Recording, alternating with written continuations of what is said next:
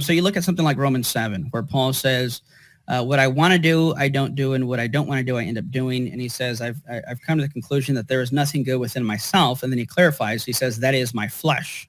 And he talks about this notion that there are sinful inclinations embedded within the members of my body. So certain habits, if you will.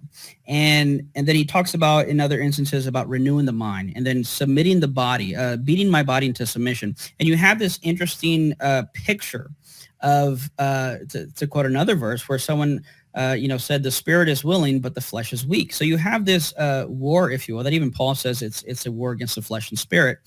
And what I think this does is it puts us in positions to exercise discipline, to exercise character development, to exercise spiritual formation. So this is essentially the idea behind fasting, right?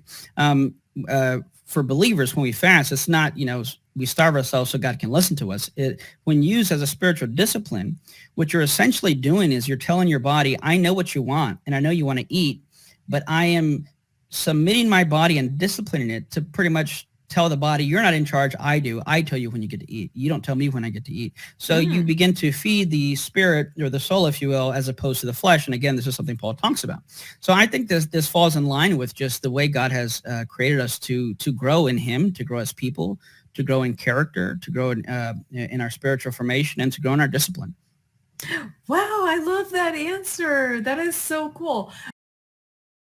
His own self for heavenly food.